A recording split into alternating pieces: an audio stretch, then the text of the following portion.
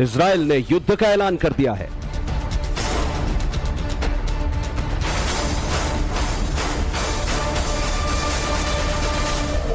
जिसने गोली चलाई है उसके आका को चुन चुन कर मारा जाएगा।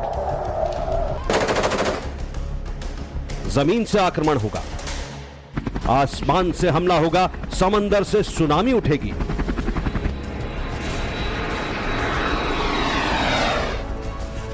नेतन्याहू का संकल्प है, जिस जंग को हमास ने शुरू किया इजराइल उसे खत्म करेगा। एक तरह से कहें तो आतंकी संगठन हमास का परमानेंट इलाज करेगा इजराइल।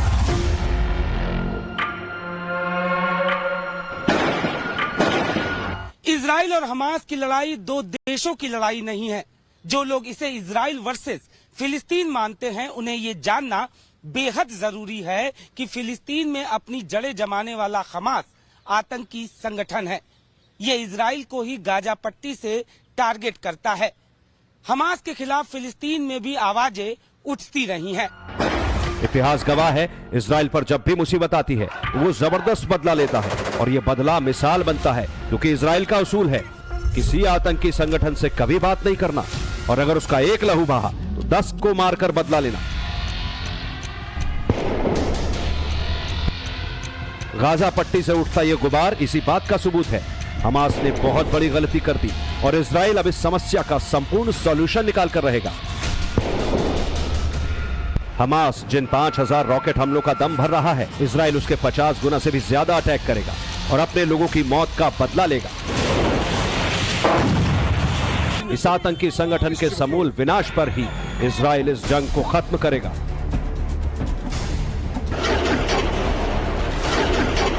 אזרחי ישראל, אנחנו במלחמה, לא במבצע, לא בסבבים, במלחמה. הבוקר חמאס פתח במתקפת פתע רצחני נגד מדינת ישראל ונגד אזרחיה. אנחנו בתוך זה משעות הבוקר המוקדמות. כינסתי את ראשי מערכת הביטחון, הנחיתי קודם כל לטהר את היישובים מהמחבלים שחדרו פנימה. הפעולה הזאת מתבצעת בשעות הללו. במקביל הוריתי לבצע גיוס מילואים נרחב ולהשיב מלחמה שערה בעוצמה ובהיקף שהאויב לא הכיר. האויב ישלם מחיר שהוא לא ידע מותו. इजराइल पर गाजा पट्टी से बार बार क्यों हमला होता है और कैसे हमास इजराइल के आगे सरेंडर करता है, इसकी हिस्ट्री और इनसाइड स्टोरी आपको बताएंगे। मगर ये जान लीजिए कि बीते 18 साल से हमास से दो हाथ करने वाले इजराइल ने इस बार क्यों सीधे तौर पर जंग का ऐलान कर दिया। हमास पहले रात के अंधेरे में रॉकेट दागता था, मगर इस बार सुबह के वक्त हमले किए। पहले सुरंगों से हमला करता था, इस बार ओपन स्ट्राइक की। हमास अक्सर अटैक के बाद आत्मरक्षा की थ्योरी रचता था, मगर इस बार इजराइल के अंदर उसके आतंकी घुस गए। ये इजराइल के लिए सरप्राइजिंग था और यही वजह है कि इजराइल ने अपनी एयरफोर्स को जंग में उतार दिया है। इस बार आयरन डोम से आतंकी संगठन हमास के 90% अटैक फेल किए जा रहे हैं। साथ ही आसमान से ताबड़तोड़ बम बरसाए जा रहे हैं। जहां जहां हमास के आतंकी मौजूद हैं उसे बमों से काटा जा रहा है। חמאס עשה טעות חמורה הבוקר, הוא פתח במלחמה כנגד מדינת ישראל. חיילי צה"ל נלחמים בכל נקודות החדירה כנגד האויב. אני קורא לאזרחים להישמע להוראות פיקוד העורף ולבצע אותם כלשונן. מדינת ישראל תנצח במלחמה הזו. अब सवाल यह है कि इजराइल वर्सेस हमास की जंग मिडिल ईस्ट में क्यों हड़कंप मचा रही है। तो इस वीडियो को ध्यान से देखिए। ये हिजबुल्लाह के आतंकी हैं। लेबनान के इस आतंकी संगठन ने इजराइल पर हमले के बाद प्रेयर की और हमास के सरप्राइज अटैक को अरब कंट्री के लिए बहुत बड़ा मैसेज बताया।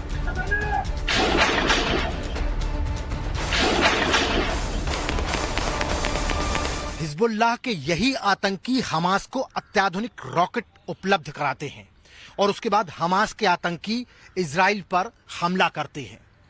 इन दोनों ही आतंकी संगठनों को ईरान पैसा और हथियार मुहैया कराता है और लगभग 22 देश ऐसे हैं जो नहीं चाहते हैं कि इजराइल को यहूदी देश की मान्यता मिले, जबकि हिजबुल्लाह का जन्म ही लेबनान पर इजराइल के अटैक से हुआ था। यानी मिडिल ईस्ट में इजराइल की बढ़ती पावर के 3 दुश्मन हैं। पहला ईरान, दूसरा लेबनान का आतंकी ग्रुप हिजबुल्लाह और तीसरा फिलिस्तीन में मौजूद हमास। और हमास का ये हमला ऐसे वक्त हो रहा है जब कई अरब कंट्री इजराइल के साथ अपने संबंधों को सुधार रहे हैं। सऊदी अरब इजराइल को मान्यता देने पर लगभग सहमत है। संयुक्त अरब अमीरात के साथ मुक्त व्यापार समझौता हो चुका है। मिस्र और जॉर्डन भी इजराइल के साथ अपने संबंध सुधार रहे हैं। और ये सब देखकर ईरान भयंकर चिढ़ा है। ईरान किसी हाल में नहीं चाहता कि गल्फ कंट्री में उसकी पावर कमजोर पड़े और उसका दुश्मन सऊदी अरब फ्यूचर में इजराइल के करीब हो सके। साल 2020 से इजराइल ने एक नया कॉन्सेप्ट शुरू किया है और वो है दुश्मन के दुश्मन को दोस्त बनाने का सिलसिला। इसी कड़ी में इजराइल पीएम ने सऊदी अरब का सीक्रेट दौरा किया था। 2021 में भी इजराइल के तत्कालीन पीएम नफ्ताली बेनेट ने मिस्र का दौरा किया था। मकसद यही है कि किसी तरह से ईरान को एक्सपोज किया जाए और ऐसा करके हमास की कमर तोड़ दी जाए।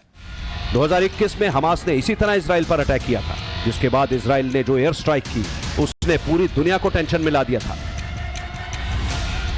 जमीन से शुरू हुई जंग आसमान तक पहुंची और खूनी संघर्ष समंदर तक पहुंचा। इजराइल ने गाजा पट्टी पर हमास की सबमरीन को तहस नहस कर दिया। इसी साल 9 मई को भी इजराइल ने गाजा पट्टी पर हमास के ठिकानों पर बम बरसाए थे। इस अटैक में हमास के 3 टॉप कमांडर ढेर हुए थे।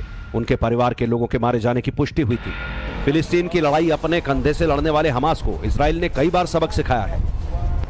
2021 में दोनों के बीच टकराव हुआ, जिसमें दोनों ने अपनी जीत का दावा किया। 2014 में भी इसी तरह लड़ाई के बाद अपनी अपनी जीत का दम भरा। 2012 में इजराइल ने हमास को पीछे हटने पर मजबूर कर दिया। 2008-9 में हमास को इजराइल ने ठिकाने पर लगाया था। हमास दावा करता है कि इजराइल ने फिलिस्तीन के इलाके पर जबरन कब्जा कर लिया है, इसलिए वो आत्मरक्षा में अटैक करता है। जबकि सच ये है, दुनिया का कोई भी देश इसका समर्थन नहीं करता, क्योंकि हमास पर ब्रिटेन से लेकर अमेरिका और यूरोपीय यूनियन तक प्रतिबंध लगा चुके हैं। What needs to be done now, and the Israeli focus, is to find all the terrorists, kill them as soon as possible, and then start making Hamas and their senders pay an extremely unbearable heavy price for their murderous attacks against Israeli civilians. Iron swords, यही है वो operation जिसे Israel ने आतंकी संगठन Hamas के खिलाफ शुरू किया है। इजराइल का प्रण है कि इस बार उसका ऑपरेशन हमास के सरेंडर पर नहीं, बल्कि उसके खात्मे पर ही जाकर खत्म होगा। क्योंकि हमास के बारे में कहते हैं 27,000 इस संगठन में है, जो कि 3 विंग में बटे हैं, मिलिट्री विंग, पॉलिटिकल विंग और सोशल विंग। इनमें से मिलिट्री विंग में 25 बटालियन है और 106 कंपनियां हैं। यही गाजा पट्टी से इजराइल पर हमला करते हैं और इन्हें आदेश मिलता है गाजा पट्टी से सरकार चलाने वाले हमास के पॉलिटिकल विंग का। इजराइल का दावा है कि रॉकेट से लेकर मोर्टार और मिसाइलें हमास तक पहुंचती रही हैं और हथियार बनाने की तकनीक को लेकर ईरान के हमास से गठजोड़ के आरोप लगते हैं। हालांकि इसके बाद 3 तरफ से दुश्मन देशों से घिरा इजराइल एक साथ कई देशों पर भारी पड़ता है।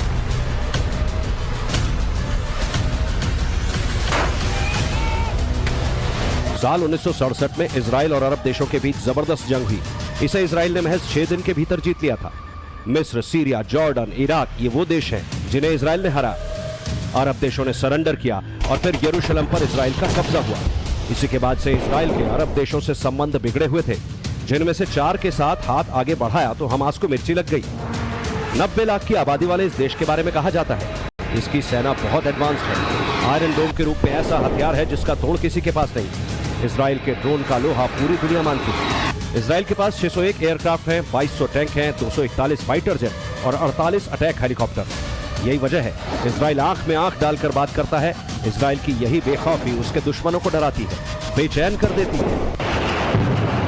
Hamas, the terror organization from Gaza, perpetrated a dual attack, both rockets towards Israeli civilians and ground attacks by terrorists against civilian population, children, women, elderly. They have killed many and captured others. Israel will retaliate. Israel will go after the perpetrators and make sure they cannot repeat this kind of atrocities again. Thank you to the Indian people and to Prime Minister Narendra Modi ji for your very strong moral support to Israel. Israel की पुरानी आदत है, जंग कोई शुरू करे दी and वही करता है। आज तक ऐसा कोई भी युद्ध नहीं जो इजराइल हारा हो।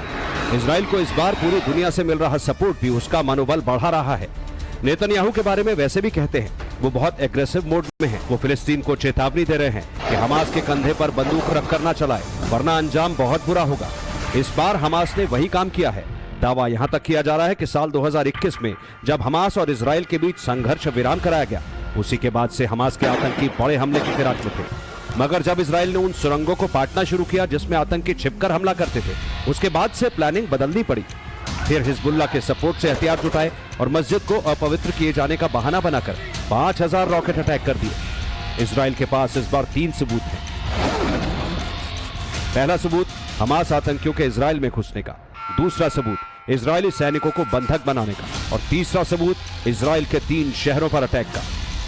फिलहाल दुनिया यही मानकर चल रही है कि इजराइल इसका बदला लेगा और हमास का किस्सा इस बार खत्म करके ही मानेगा।